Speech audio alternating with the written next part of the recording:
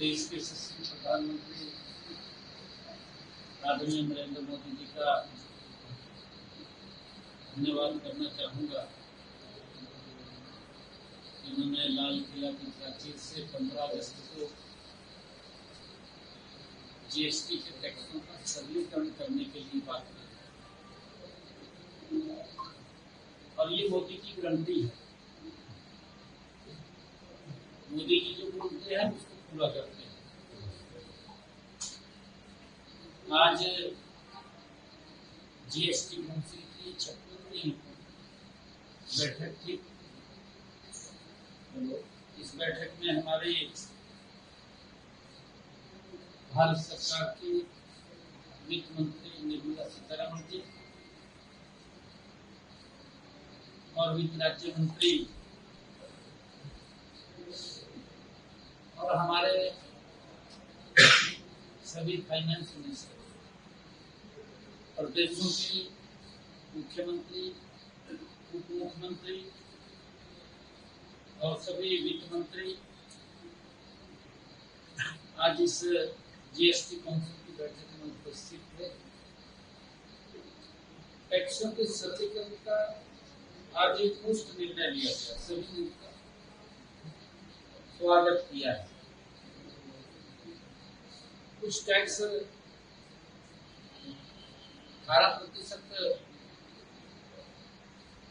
जो सलाह बनी हुई थी 5, 12 और 27, उनको कम किया गया है। कुछ को 18% में रखा गया है और कुछ को 5% में किया गया है और कुछ को 0 भी किया गया है। 0% भी किया गया है, 5% और 18% ये लेजिस्लेशन किया गया है। इसके लिए मैं आदरणीय प्रधानमंत्री जी का दिल से धन्यवाद करता हूँ कि स्पीकर ने आम जन को एक बहुत बड़ी राहत इस टैक्स रेशनलाइजेशन के माध्यम से मिली। इसमें चाहे हेल्थ इंश्योरेंस की बात हो या इंश्योरेंस को मुक्त करने की बात हो, क्लासिफिकेशन ऑफ रेट्स को बेहतर करने की बात हो, लगातार आदरणीय मोदी जी के नेतृत्व में बड़े सुधार किए जा रहे हैं। जबकि 2017 में वन नेशन, वन टैक्स और वन बाजार आदरणीय प्रधानमंत्री जी ने कहा था, एक बड़ा सुधार इसमें आज की जीएसटी काउंसिल की बैठक में लिए गए हैं। मैं देश के यशस्वी प्रधानमंत्री आदरणीय मोदी जी का और वित्त मंत्री निर्मला सीतारमण जी का धन्यवाद करता हूँ। ईवी व्हीकल्स वगैरह को खासकर फायदा होगा। हम देख रहे हैं हरियाणा के अंदर भी हमने उपायुक्त महोदय से परसों ही बैठक किया था।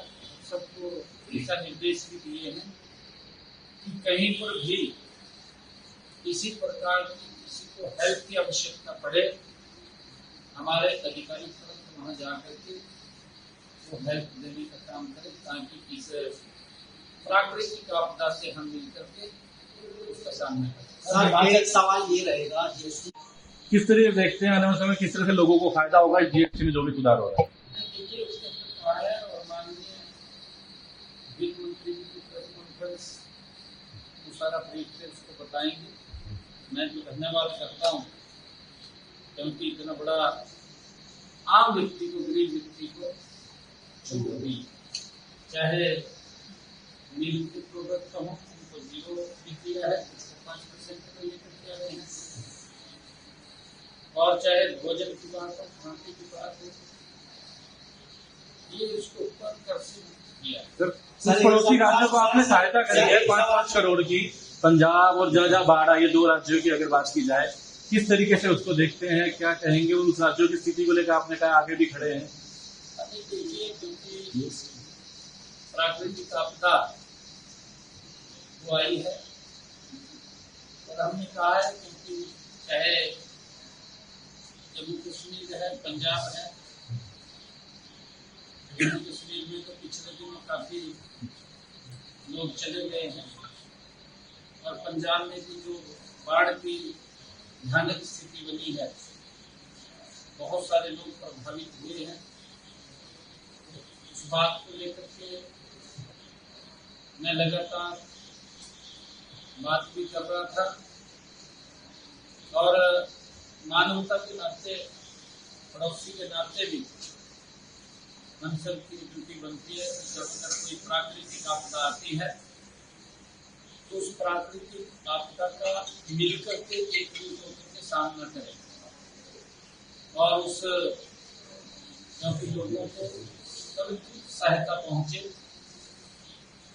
बहुत सारे पशु लोग घरों में पानी घुसा है, भोजन की भी दिक्कत आ गई है और उसको लेकर के हमने ये सहायता राशि की तुरंत जो बाढ़ प्रभावित लोग हैं उन तक वो सहायता राशि पहुंचे।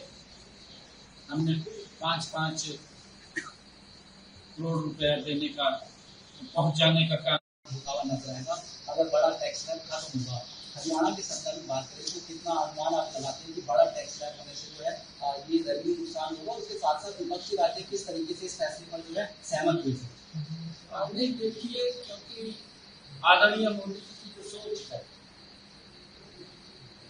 कि जो हमारा आमजन है, हमारे जो परिवारजन हैं, उन लोगों को सशक्त और मजबूत किया जाएगा। अगर आप पिछले 11 वर्षों का आदरणीय मोदी जी का कालखंड देखेंगे, मोदी जी ने गरीब व्यक्ति को सशक्त और मजबूत किया है और यही कारण है क्योंकि विपक्ष तो बातें करता रहा है, विपक्ष ने काम नहीं किए। विपक्ष को तो विरोध करने का भी अधिकार नहीं है। अगर वो काम करे, कोई काम तो बताए, उसको कहे कि ये काम किए है, कोई सुधार का काम किया हो, कोई समस्या का समाधान किया हो।